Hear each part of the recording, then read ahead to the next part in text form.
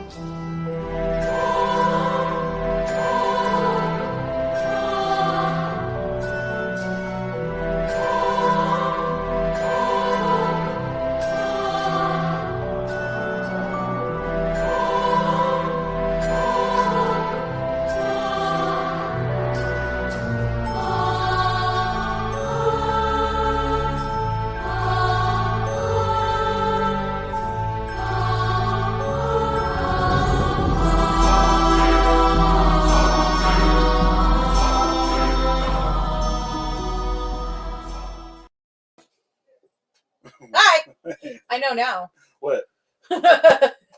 Liz locked me away tonight. She doesn't know I'm on Facebook. Yeah, Hex has hurt his demon shoulder and neck, so he's not coming out tonight. Hey, Natalie! Natalie! Oh, my leg's asleep. I hate this chair.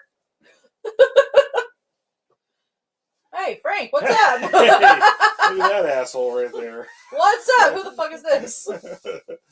Oh. Hey. All right. So tonight we are finishing up talking about Nilsen. Dennis Nilsen. Yeah, this is going to be the not so nice part, I guess. The last one was probably like the nice. I can't talk. Even the last one was probably not the nice one either. But this is where we get into like the real shit. Yeah. So let's go over here real fast. Trigger warning for sure, and flash warning.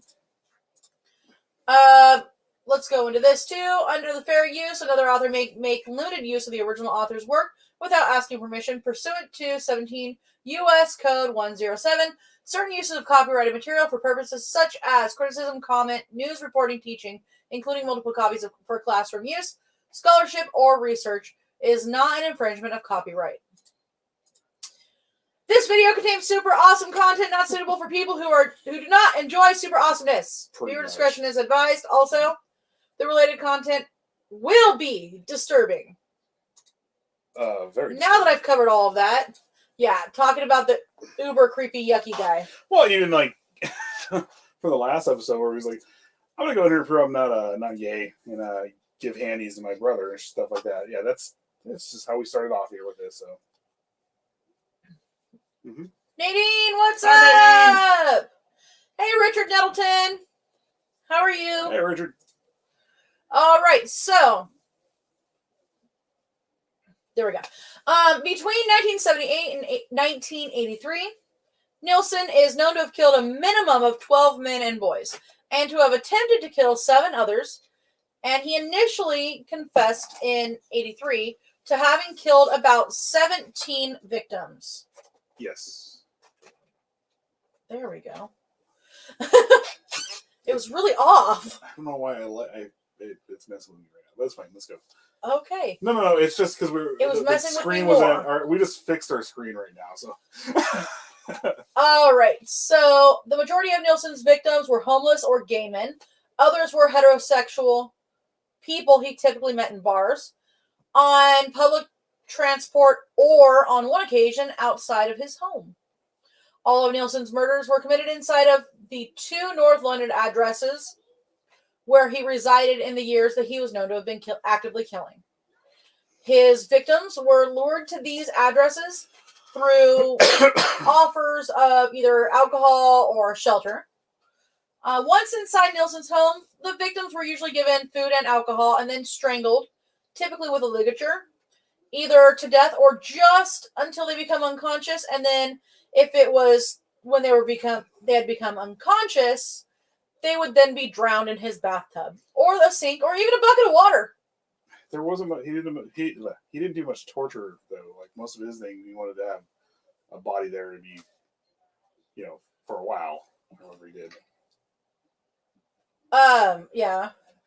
So So he did this before observing a ritual in which he bathed, clothed, and retained the bodies inside his residence for several weeks, or on occasion months, before he dismembered them.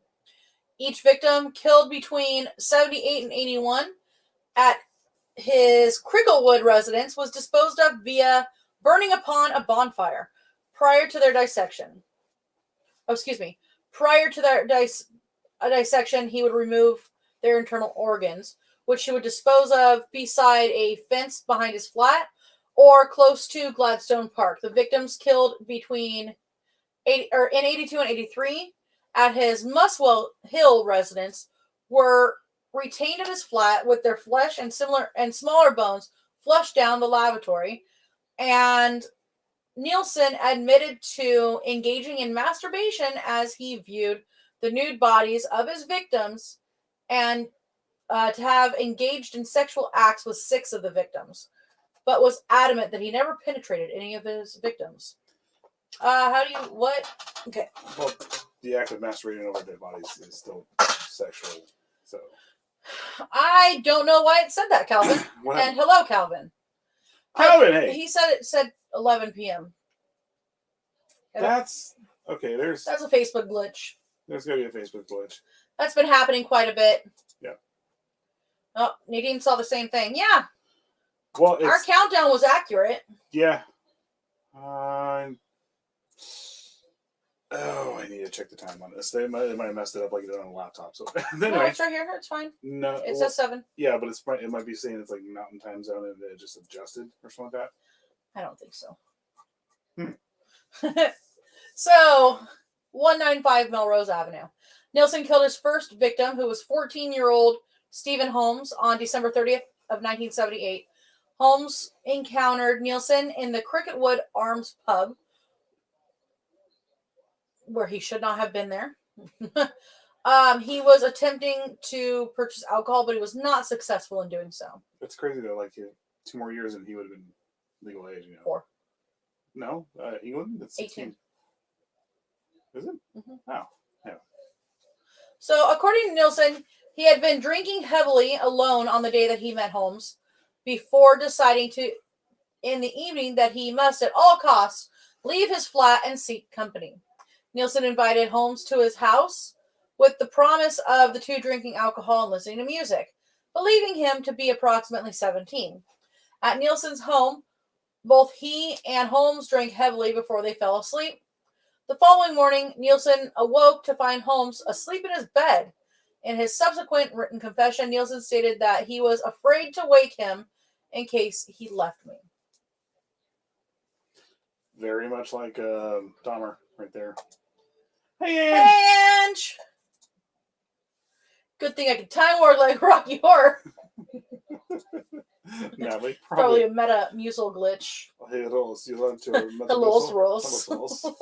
Would you like some Metamucils? Hey, Toki, look, you are on your period there. Hey, look, you ladies. You ladies, hey, Tokis. I love Metalocalypse. All right. Woo. So, yeah, he had definite abandonment issues there. Yeah. That all stems back to the father leaving and all that stuff. And where, to juxtapose with Dahmer, it was his parents breaking up, leaving him in the house for, just the kid just got home and they were gone. Yeah, it is pretty messed up. I can't believe that he sat down with his dad for that interview too. Yeah. Oh yeah. We watched the last night. We were going on I went down the rabbit hole and I watched we found that Charles Manson has a son. Well, I already knew he had a son. Well, 3 sons. But I mean, someone actually interviewed him, and it was pretty cool to actually watch it. And then started watching the Dahmer interview from like right before he died, I think. Not too long. Not too long before, but yeah, it's a pretty. It's kind of a brutal interview, to be honest. It's a brutal interview, but man, it's cool to see like the psychology. To look into the psychology with it. He was a big dude too. Oh God, just yeah. All right, so let's get back into this. Sorry. That's fine. Greetings to all watching and not commenting. Hello. You may comment if you like. Unless, we're gonna get of the course, trolls coming in. Unless, of course, you can't. Yeah. Just someone dude with the Stephen Hawking speaking say. Not at all what I was talking about. Oh. I was talking about people that are banned. You're thinking about banned people. I'm thinking about cripples. God. And that's how we got kicked off of Facebook. I'm sorry. Oh, I'm sorry, Meta. All right, so let's go back into this. Nilsen was afraid that he was going to be abandoned by the young man, Stephen Holmes, and so he didn't want to wake him up. After caressing him while he was sleeping, he decided that Holmes was going to stay with him over the new year, whether he wanted to or not. You're mine forever. Oh, you're fine, Ange. You're commenting already. Oh, no, we're just making jokes right now. I'm sorry. You're fine. Finn. Igor! Hey! Hey! What's up? All right, so let's get back into this. Reaching for a necktie, he straddled Holmes and strangled him unconscious before drowning him in a bucket of water. All right. Nilsen then washed the body in his bathtub before placing Holmes in his bed and caressing him again. He masturbated over the body before awaiting the passing of rigor mortis. It's a good band. to enable him to stow the corpse beneath his floorboards. So wait, he had waited until the body went back to being limp? Uh-huh. So he could stuff him into the floorboards. Hi, Jeff! Hey, Jeff! What's up? What's going on? So, yeah. Well, because with rigor mortis, you can't exactly... Okay. Bodies are not malleable when they're in rigor. You could have chopped him up. He didn't want to. He wanted a whole body. He chops him up later. What an asshole.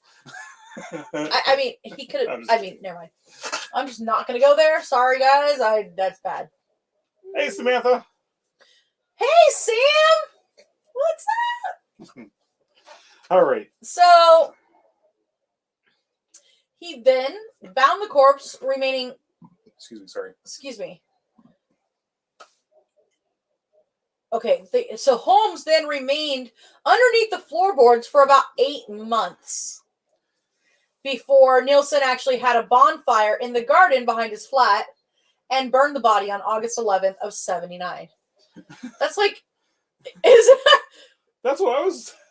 I don't know. I just assumed... Is that like proper necrophilia you gotta wait for the body to go limp? It's like aging. It's like aging. It's like wine, you know? It gets better when it ages. Is that what like necrophilia is like? I'm so gross. I'm sorry. Thank you so much, Jeff. No. We can't crack this one open yet. Was he going to go the... Did you hear that?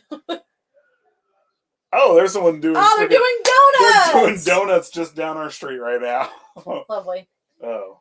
Was he going to go do the Clark's rigor mortis trick? That's the best. She thought it was you. What are you doing out here? Just goes back and she's got a... Don't wear white pants after Memorial Day. Oh, that's fun, Natalie. I'm all... So, here is a written recollection by Nilsen of the ritual observed after his first murder. I eased him into his new bed beneath the floorboards. A week later, I wondered whether his body had changed at all or had started to decompose. I disinterred him and pulled the dirt-stained youth up into the floor. His skin was very dirty. I stripped myself naked and carried him into the bathroom and washed the body.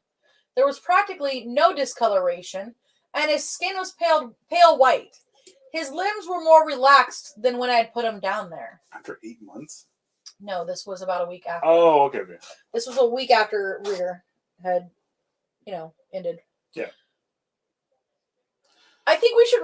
Oh, yes. Oh. Let's do it. Oh, we're gonna do this. Can we do the pop up? I still. Oh, I'm not even gonna say it live. Someone will steal it. Let's just keep going here. Some back chat stuff. Just reflecting on his killing spree in '83, he stated that having killed Holmes, I caused dreams which caused death. This is my crime. Adding that he started down the avenue of death and possession of a new kind of flatmate. On October 11th of 1979, Nilsen attempted to murder a student from Hong Kong named Andrew Ho, whom he had met at St. Martin's Lane pub and lured to his flat with the promise of sex. Nilsen attempted to strangle Ho. Sorry. Did he slap his... Who managed to flee from his flat and reported the incident to the police. Nilsen was questioned in relation to the incident, but Ho decided not to press charges. The Ho didn't press charges? Natalie knows what I'm talking about. Yes. You telling me the Ho didn't press charges? Yes, his name is Ho. All right. Man. So 2 months after the attempted murder of Ho, couldn't keep a Ho down, could he? December 3rd, 1979, Nilsen encountered a 23-year-old Canadian student named Kenneth Ockenden, who had been on a tour of England visiting relatives. Nilsen encountered Ockenden as both drank in West End pub. Upon learning the youth was a tourist, Nilsen offered to show Ockenden several London landmarks, an offer which was accepted. Nilsen then invited him to his house on the promise of a meal and further drinks. The pair stopped off en route to the residence to get whiskey, rum, and beer. Ockenden insisted on sharing the bill. Nilsen was adamant he could not recall the precise moment that he strangled Ockenden, but recalled that he strangled the youth with a cord of his headphones as Ockenden listened to music. He also recalled dragging him across the floor with the wire wrapped around his neck as he strangled him, before pouring himself half a glass of rum and continuing to listen to the music that was on the headphones. Would you say they had a whiskey drink and a vodka drink? I'm just gonna I'm not answering. We're gonna listen to the music video. It's not Christmas yet. Ho, ho, ho.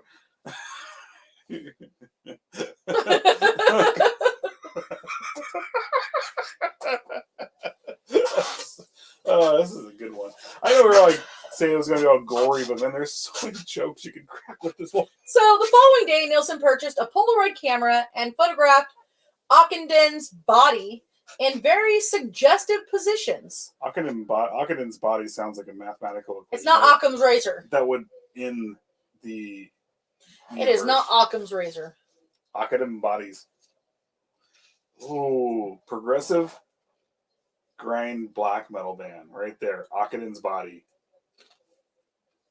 Think about it. We can do this. No, I hate progressive grindcore. I hate it too. It's terrible. Anything that says core? Anything with a core at the end of it means it's just not. They just, don't want to be this way. We're not going to be metal. But anyway. 2 hours later of us talking 3 metal. weeks later. Okay. The following day, Nilsen purchased a Polaroid and took bodies. Occam's hoe. Took photos of his body in suggestive positions, and then laid Ockenden's corpse spread eagle above him on his bed as he watched television for several hours before wrapping the body in plastic bags and stowing it beneath the floorboards. On 4 occasions over the following fortnight, Nilsen checked the body out from beneath the floorboards and would put the body on his armchair alongside himself watching television. Yeah, Full Metal Jacket. This is Harvey. No, it's not like it's exactly like that. But it's like It's exactly like that. He's not being sarcastic with it. He's actually that, having a relationship with the dead body. Is what it is. What he's doing. But he's like, yeah, this is Harvey. This is Harvey. Or he's sitting there going, because I kind of always knew that my little crime would be cold. That's why I got a heater for your thighs. Oh yeah, 8 to the 7X, yo. 8 to the 7X, ho. Hardcore ho, I can't let this go. Freaking Happy Gilmore. Oh god. I just may go to the bay and eat some hay. What do you say? All right, so Nilsen's third victim was Martin Duffy. He was 16, and this was on May 17th, 1980. Duffy was a catering student from Birkenhead, Merseyside, who had hitchhiked to London without his parents knowing on May 13th after being questioned by the British Transport Police for evading his train fare. For 4 days, Duffy had slept rough near Euston Railway Station before Nilsen encountered the youth as he returned from a union conference in Southport. Duffy, Nilsen recollected, was both exhausted and hungry and happily accepted the offer for a meal and a bed for the evening. After he had fallen asleep in Nilsen's bed, Nilsen, in true fashion, used a ligature around his neck and sat on his chest at the same time while tightening the ligature with great force. Nilsen held his grip until Duffy became unconscious. Then he dragged him to the kitchen and drowned him in his sink before bathing the body, which he recollected as being the youngest looking I had ever seen. So he made it very personal, actually. It wasn't just like to strangle someone or stab someone or whatever. That's a very personal thing to do, but to do it in front of them, and especially being on their chest, oh, yeah, he made that very personal. Looking for someone to do this to me. Hey! Hey, cat! How are you? What's going on? I got nothing. But yeah, no, he made it very, very, very intimate and very personal to do the way he did. Yeah, excuse me. Definitely. So Duffy's body was first placed upon the kitchen chair, then upon the bed on which he had been strangled. The body was repeatedly kissed, complimented, and caressed. Before and after, Nilsen masturbated while sitting on his stomach. That's a necrophile for you right there. Yep. For 2 days, Duffy's body was stowed in a cupboard. Before Nilsen noted signs of bloating, therefore, he went straight under the floorboards. Following Duffy's murder, Nilsen began to kill... Did it say whether he lived in upstairs or downstairs? It doesn't say. If it's upstairs, you're getting corpse juice dripped on you. Well, so following the murder, Nilsen began to kill with increasing frequency. Before the end of 1980, he killed a further 5 more victims and attempted to murder 1 other. Only one of these victims who was murdered, 26-year-old William Sutherland, was ever identified. Nilsen's recollections of the unidentified victims were vague, but he graphically recalled how each victim had been murdered and just how long the body had been retained before dissection. One unidentified victim in November had moved his legs in a cycling motion as he was being strangled. All right. Nilsen is known to have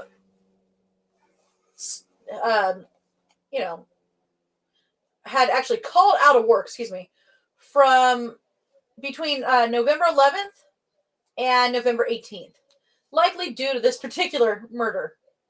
Another unidentified victim, Nilsen had unsuccessfully attempted to resuscitate before sinking to his knees and sobbing. Before standing to split, excuse me. He spit at his own image when he looked at himself in the mirror. So he wasn't happy with himself. Yep. So on another occasion, he had lain in bed alongside the body of the unidentified victim and listened to the classical theme Fanfare for the Common Man before bursting into tears. So this is where you kind of feel a little sad for the guy in a weird way. Yeah, but this is also going to be his... Hi, Stephen P. Kitty Cat. Hi, cat husband. Always flatter a dead body. They will do anything. Good.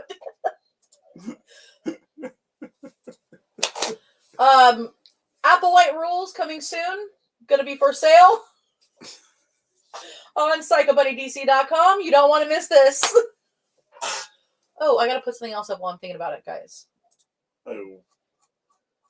So while we're joking around and doing weird shit, if you guys want to submit any Victorian ghost stories to us, or any ghost stories really, head over to PsychoBunnyDC.com and PsychoMantium13.com. Submissions are going to be accepted through December 15th. We are going to be doing a special show in which these are going to be involved. If you would like to add your name to them, feel free to do so. But you can even put anonymous. Krampus read one of them. True. Yep. Yes! All right. Not yet. Yep. No, let's keep reading for a second. So inevitably, the accumulated bodies beneath the floorboards attracted insects and created a foul odor, particularly throughout summer months. On occasion, when Nilsen removed the victims from beneath the floorboards, he noted that the bodies were covered in pupae infested with maggots, and some victims' heads had maggots crawling out of the eye sockets and mouths. He placed deodorant beneath the floorboards and sprayed insecticide all about the flat, twice daily, but the odor of decay and the presence of flies remained. In late 1980, Nilsen removed and dissected the bodies of each victim killed since December of 79 and burned them on a communal bonfire that he had constructed on wasted ground behind his flat. So, real fast, is something the police actually would find, and people would actually say this isn't the gut piles. He would actually toss those out, like I said earlier, on the side of the road, wherever. The people would find them like, this isn't regular gut piles from regular animals. This is more in this area. It's not. There's no deer or anything like that here. Mm-hmm.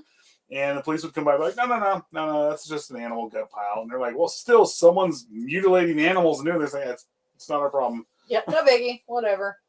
Yes, submit. Okay. Yes, Kat, please ask people if they want to submit stories. Deodorant. Yeah, just speed sticks everywhere. It's just the little trees and speed sticks everywhere. Yeah. Colonial stories? Absolutely. Ooh, yes. There once was a man from Lent. The stick was all crooked and bent. He had trouble because it bent double. So instead of coming, he went. You know, there once was a man from Nantucket whose stories I could tell you was greatly exaggerated. That's a joke from The Simpsons. So, I gotta say, we were drinking in Tennessee, and one of our buddies got so fucking drunk and had to go to work. And he just put a bucket around his head because he had Ralph at work all the time. So it turned into, there once was a man from Nantucket who walked around work with a bucket.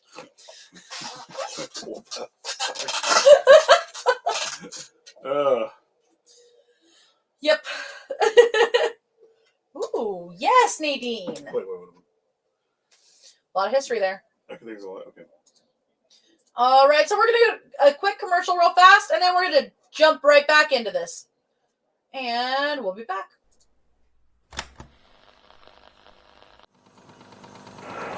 This is Mikey from Out of the Ordinary, and you're watching PBDC TV.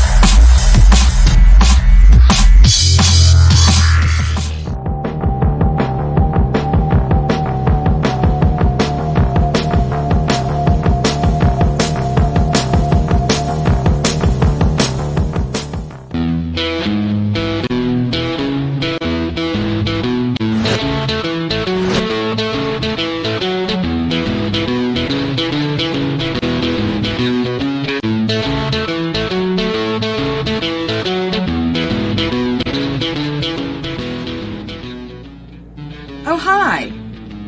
First thing in the morning, when I'm listening to music and getting a little bit of time for some creepy research, I'm always representing with my PBDC merch. What a better way to have a cup of coffee in the morning.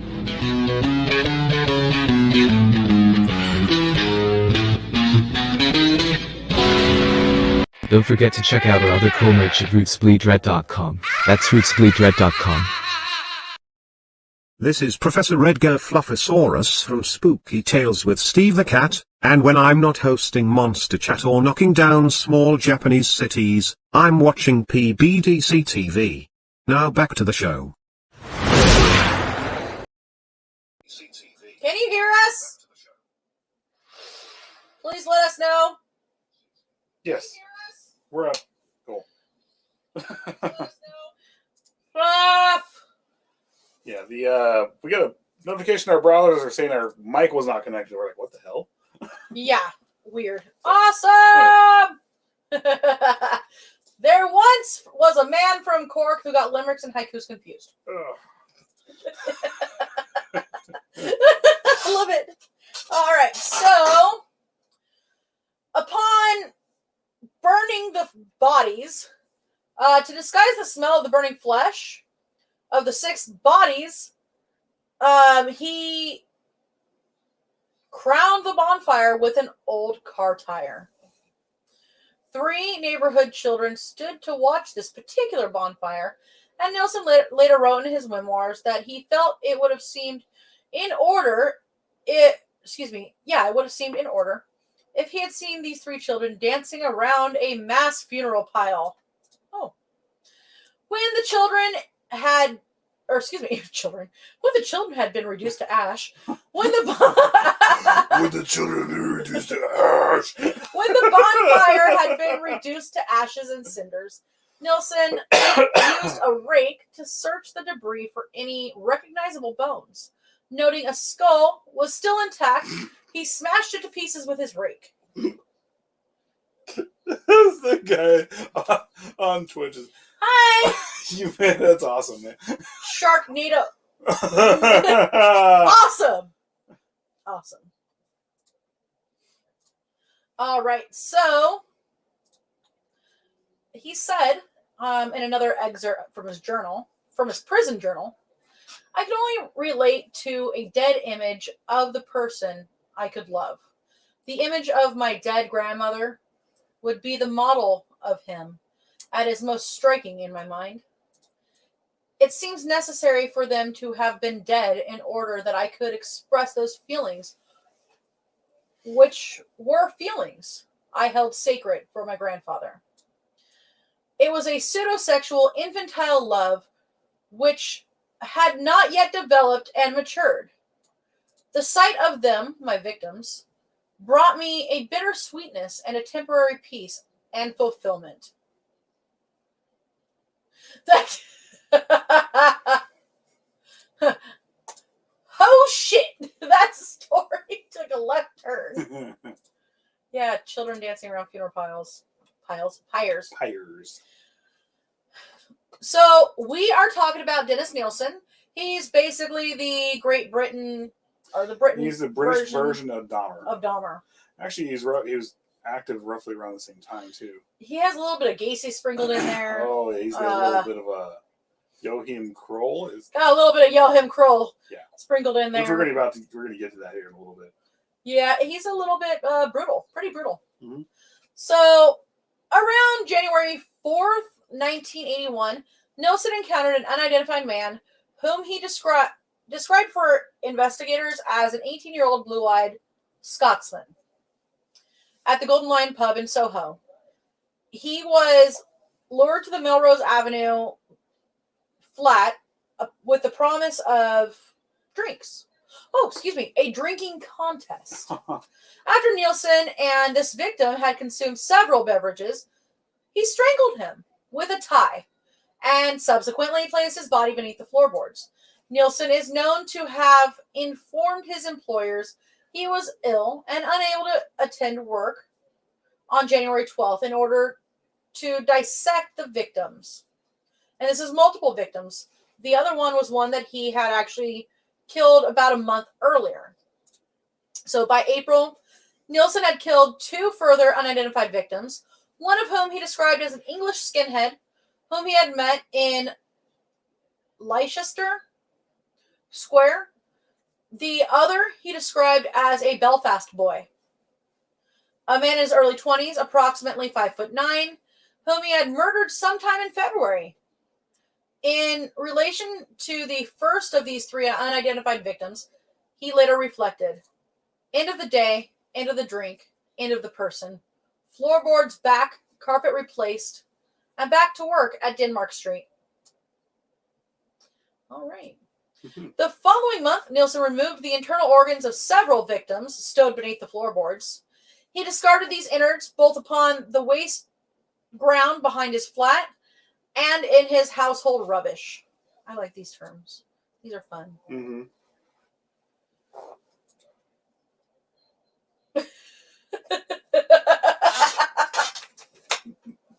PBDC also has a translation book, much like Clockwork Orange. I like saying flats, lavatory, and rubbish, okay? Used to be shit house. Freaking. You changed it to latrine? Yeah, it used to be shit house. Good change. So,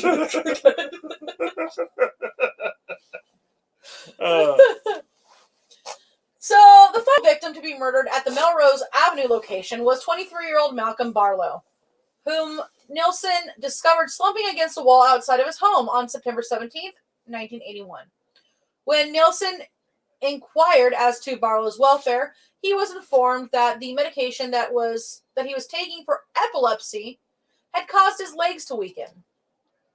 So he had jelly legs. Yep. Nilsen suggested that Barlow should be in the hospital, and supporting him, walked him into his residence before phoning an ambulance. The following day, Barlow was released from the hospital and returned to Nilsen's home, apparently to thank him.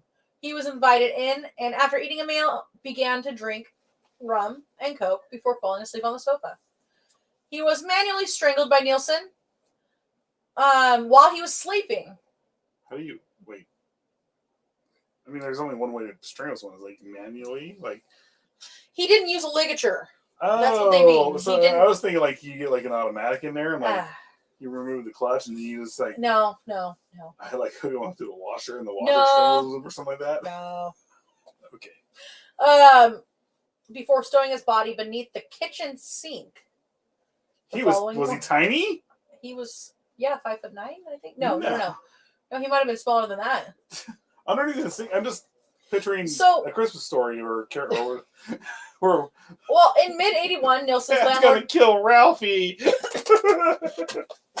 Well, so in 81, Nilsen's landlord decided to renovate the location and asked Nilsen to vacate the property. He was initially resistant to the proposal, but accepted the offer of £1,000 from the landlord to vacate the residence. He moved into an attic flat in Cranley Gardens in the Muswell Hill district of North London on October 5th of 81. The day before he vacated the property, Nilsen burned the bodies of the last 5 victims that he had killed at the address. Upon the third and final bonfire he constructed in the garden behind his flat. Again, Nilsen ensured that the bonfire was crowned with an old car tire to disguise the smell of burning flesh. What? Natalie. Well, she's all. Oh, Daddy's gonna kill Ralphie! You stole my thunder. Stealing. Wait a minute. Are you guys doing a vocabulary lesson? Are you stealing my act? I think we did a little bit. I'm sorry. I'm sorry, Stephen. I didn't do a vocabulary lesson. Thank you. I'm just speaking British. I'm just speaking foppish. Sorry, any British viewers. I'm an American. I'm very proper foppish. Okay. I think the microphone needs to be on my side. Because you're yelling. Just start doing death metal vocals right now. So, we're getting to the 23 Cranley Gardens location. Now, this one is actually an attic flat, so this is definitely upstairs. At 23 Cranley Gardens. I think this was the one he gets caught at too. Yep. Mm-hmm. Let's try this again. At 23 Cranley Gardens. Oops. No, you don't want to put that picture up. Yeah, why not? Oh, I saw devils and boobies. Not that I picture. accidentally replaced it. Oh yeah, no, you do you. Let's see what let's play Russian roulette right now. How is it Russian roulette? I'm kidding. Oh. It just didn't happen. Oh well, I was going to show you guys a picture. Oh, I didn't download. I'm sorry, I was just messing around. All right. So, at 23 Cranley Gardens, Nilsen had no access to a garden. What? As he resided in an attic flat, he was unable to stow bodies beneath the floorboards. For almost 2 months, any acquaintances that he encountered and lured to his flat were not assaulted in any manner. Although he did attempt to strangle a 19-year-old student named Paul Nobbs on November 23rd, 81, but stopped himself from completing the act. In March of 82, Nilsen encountered 23-year-old John Howlett while drinking at a pub near Leicester Square. Howlett was lured to Nilsen's flat on the promise of continuing to drink with Nilsen. There, both Nilsen and Howlett drank as they watched a film before Howlett walked into Nilsen's front room and fell asleep in the bed, which was located in the front room at this time. 1 hour later, Nilsen unsuccessfully attempted to rouse Howlett, then sat on the edge of the bed drinking rum as he stared at Howlett before deciding to kill him. Following a ferocious struggle, in which Howlett actually turned on Nilsen and tried to strangle him, Nilsen did strangle him unconscious with an upholstery strap before returning to the living room, shaking from the stress of the struggle, in which he had believed he would be overpowered. On 3 occasions over the following 10 minutes, Nilsen unsuccessfully attempted to kill this victim after noting that he had resumed breathing before he decided to just fill the bathtub with water and drown him. He actually held on to, So after about a week, there were still finger impressions from Howlett trying to choke Nilsen. Wow. So basically he's like losing his thunder right now. Kind of. Why is the rum gone? At least we don't go to France and fake a French accent. French. Now go away before I taunt you a second time. I thought everybody had a garden. Like, they're born with one. Yeah. Especially on Then you're like Cranley Garden. Then you're like, oh man, I'm gonna go there and get some awesome tomatoes and cucumbers and stuff like that. And then it's just a freaking lawn, their backyard, and you're like, where's your garden? And they're like, that is my garden, mate. And then I'm like, you fucking assholes, man. Alright, so in May of 1982, Nilsen encountered Carl Stotter, a 21-year-old gay man, as he drank at the Black Cat pub in Camden. Nilsen engaged Stotter in conversation, discovering that he was depressed following a failed relationship. After plying him with a lot of alcohol, Nilsen invited him to his flat, assuring his guests that he had no intention of sexual activity. At the flat, Stotter consumed further alcohol before falling asleep upon an open sleeping bag. He later woke to find himself being strangled by Nilsen while he loudly whispered, "Stay still." Oh, fuck. In his subsequent testimony at Nelson's trial, Stoddard stated he initially believed Nilsen was trying to free him from the zip of the sleeping bag before he returned to a state of unconsciousness. He then vaguely recalled hearing running water before realizing he was immersed in the water and that Nilsen was attempting to drown him. After briefly succeeding to raise his head above the water, Stoddard gasped for words, "No more, please, no more," before Nilsen again submerged his head under the water. Believing he had killed Stoddard, Nilsen seated the youth in his armchair, then noted his mongrel dog, Bleep. The dog's name was Bleep. Yeah. Licking Stoddard's face. Nilsen realized the tiniest thread of life still clung to him. He rubbed his limbs and heart to increase circulation and covered his body with blankets and then laid him on his bed. When Stoddard regained consciousness, Nilsen embraced him and then explained to Stoddard that he had almost strangled himself in the zip of the sleeping bag and that he had resuscitated him. Over the following 2 days, Stoddard repeatedly lapsed in and out of consciousness. When Stoddard had regained enough strength to question what was going on and why did he remember being strangled and held in cold water, Nilsen explained that he had become caught in the zipper of the sleeping bag following a nightmare and that he had placed him in cold water as he was in shock. What the fuck? Nilsen then led Stoddard to a nearby railway station where he informed him that he hoped that they might meet again before they bade farewell. We don't have our own language, just this stupid accent.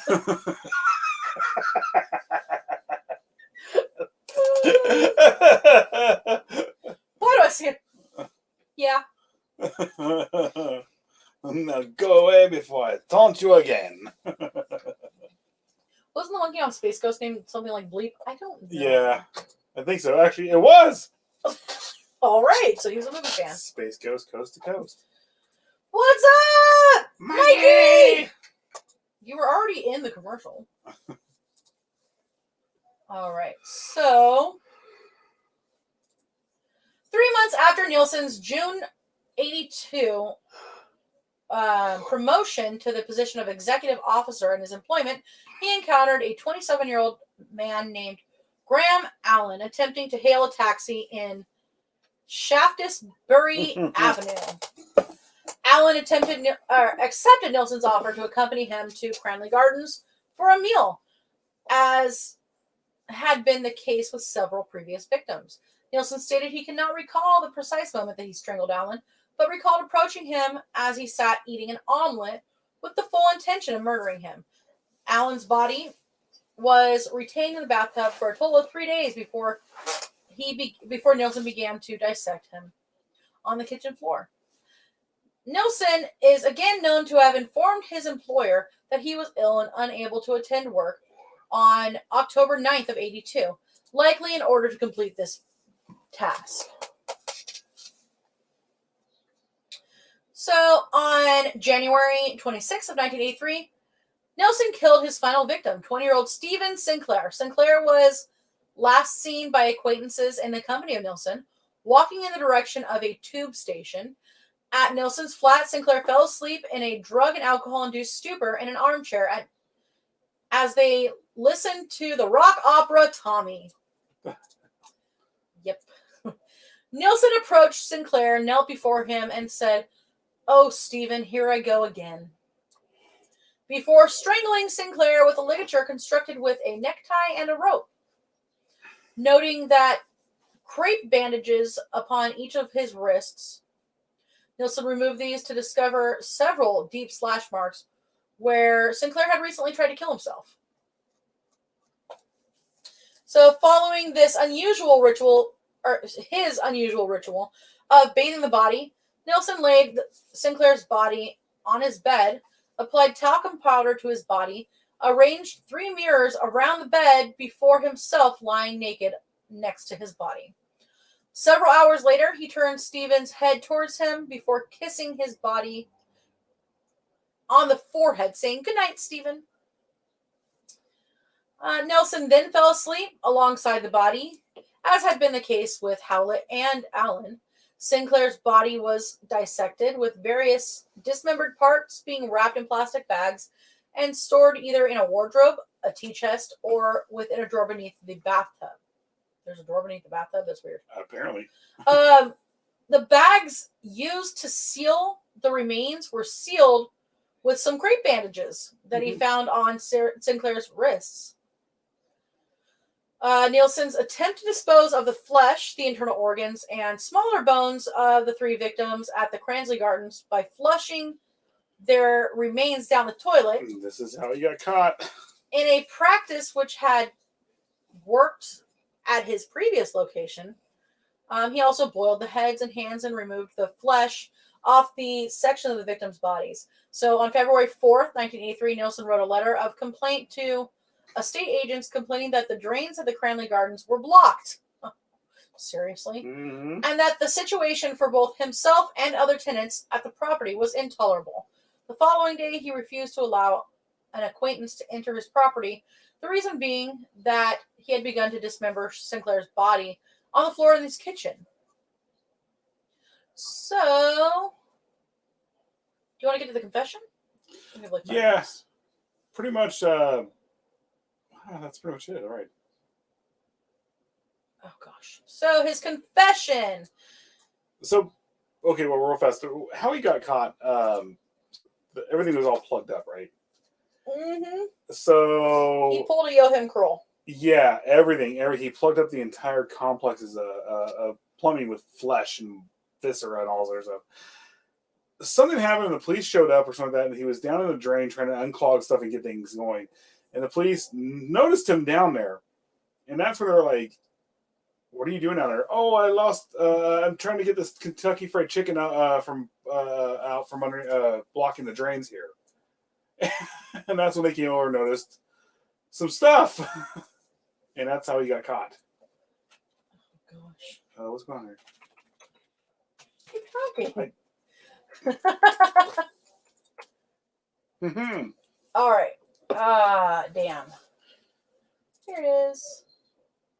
There you go. So here's the newspaper from him getting caught. Yeah. Dennis Andrew Nilsen charged with murder. Dun, dun, dun. It's just interesting. Lots of Febreze. Hey, that didn't work for him, by the way. I don't think they had Febreze at the time. He tried to deodorize the area. Yeah, but it was Febreze, though. There's a limit to mind your business. Yeah, there very much is. And it stops right at the toilet when you plug it up with I don't flesh. see how the other tenants didn't complain about the smell. It's I England. There's lots of just nasty stuff. I mean, they had the freaking drains that like drained out blood in during the plague and stuff like that. So, in an interview conducted on February 10th, Nilsen confessed that there were further human remains stowed in a tea chest in his living room and other remains inside an upturned drawer in his bathroom. The dismembered body parts were the bodies of 3 men, all of whom he had killed by strangulation, usually with a necktie. One victim he couldn't name. Another he knew only as John the Guardsman. And the third he identified as Stephen Sinclair. He also stated that beginning in December of 78, he had killed 12 or 13 men in his former address. Nilsen also admitted to having unsuccessfully attempted to kill approximately 7 other people who had either escaped or, on one occasion, had been at the brink of death but had been revived and allowed to leave the residence. A further search for additional remains at the Cranley Gardens location on February 10th revealed the lower section of a torso and 2 legs stood in a bag in the bathroom, and a skull, a section of a torso, and various bones in the tea chest. The same day, Nilsen accompanied police to Melrose Avenue, where he indicated the 3 locations in the rear garden where he had burned the remains of his victims. Catran contacted the Daily Mirror on February 10th, informing the newspaper of the ongoing search for human remains at the Cranley Gardens, leading the newspaper to break the story and spark intense national media interest. By February 11th, reporters from the Mirror had obtained photographs from Nilsen's mother in Aberdeenshire, which appeared on the front page the following day, which is what I showed you guys earlier. So, the name that I mentioned was actually one of the inspectors, by the way. Catran. Under English law, the police had 48 hours in which to charge Nilsen or release him. Assembling the remains of the victims killed at the Cranley Gardens on the floor of Hornsley Mortuary, Professor Bowen was able to confirm the fingerprints on one body matched those on police files of Sinclair. At 5:40 p.m. on February 11th, Nilsen was charged with Sinclair's murder, and the statement revealing that, this was released to the press. Formal questioning of Nilsen began the same evening, with Nilsen agreeing to be represented by a solicitor, a facility he had earlier declined. Police interviewed Nilsen on 16 separate occasions over the following days, in interviews which totaled over 30 hours. Nilsen was adamant that he was uncertain as to why he killed, simply saying, "I'm hoping you'll tell me that," when asked for his motive for the murders. He was adamant the decision to kill was not made until moments before the act. And most of his victims died by strangulation. On several occasions, he had drowned the victims once they had been strangled into unconsciousness. Once the victims had been killed, he typically bathed them and shaved any hair from the torso to conform with his physical ideal. Then applied makeup to any obvious blemishes on the skin. The body was usually dressed in socks and underpants before he would drape around them and talk to them. With most victims, Nilsen masturbated as he stood alongside or knelt above the body, and he confessed to having occasionally engaged in, it's called intercrural sex. I have no idea. With his victims' bodies, but repeatedly stressed that he never actually penetrated them. It's like Dry humping. Yeah, dry humping. There you go. Explaining that his victims were too perfect and beautiful for the pathetic ritual of commonplace sex. Italian necktie. Mm-hmm. Allowed to leave the residence. Like, they didn't tell anyone what happened? Apparently not. Another form of mind your business. Yep. Excuse me. All the victims' personal possessions were destroyed following the ritual of bathing their bodies in an effort to obliterate their identity prior to their murder, and now becoming what Nilsen described as a prop in his fantasies. In several instances, he talked to the victims' bodies as it remained seated in a chair or prone on his bed. He recalled being emotional as he marveled at the beauty of their bodies. With reference to one victim, Kenneth Ockenden, who's the Canadian, yep. Nilsen noted that his body and skin were very beautiful, adding that the sight almost brought me to tears. Another unidentified victim had been so emaciated that he had simply been discarded under the floorboards. The bodies of the victims killed at his previous address were kept for as long as the decomposition would allow. Upon noting that any major signs of decomposition composition in a body that he had stored beneath the floorboards. If the body did not display any signs of decomp, he occasionally, if a body did not display any signs of decomp, he occasionally, alternately, stowed it beneath the floorboards and retrieved it before again masturbating as he stood over or laid next to it. Makeup was again applied to enhance its appearance and obscure blemishes. Yeah, he's a special kind of creep. Yep. So we're going to go a little bit further here. So, yeah, I think we can stop right there with the I think we're confession. pretty much done. Yeah. He confessed to his murders, by the way. And he was sentenced to life, I believe it was. Oh, excuse me. His minimum was 25 years imprisonment. And he remained at HMP Full Sutton until his death, May 12th, 2018. Oh, wow. Yeah. So if you want to learn a little bit more about him, there's a lot more information that we actually didn't cover. But yeah. Thank you guys for... Delete. I don't know here. Oh my God. Yeah, I don't know what's going on here. All right. So, look, I'm going to murder you. Then dress you in socks and underwear. Put a little makeup on you. But damn it, I'm not going to have actual sex with your body. What kind of sicko do you think I am? Exactly. That's even more sick. You already gone this far. Just put your wiener in him. Pound the pud before it smells like crud. Yeah. All right. Guys. So, thank you for joining us tonight. I do believe Sharon S. is on tonight, but I'm not sure. Actually, no, she's not. No, she's not. She's not. We went over a little bit. She's not on. Although she might be. I don't know. Maybe I'm wrong. I'm really bad at this sometimes. Yeah, no, I don't know. I know. All right. Well, thank you guys for joining us tonight. And again, make sure to submit your ghost stories on psychobunnydc.com or psychomantium13.com. And the submissions will actually go through December 15th. And we will be reading them on a special event. Yep. All right, Okay, guys. see you later. Ooh, thank you for joining us. Have a good night. Bye.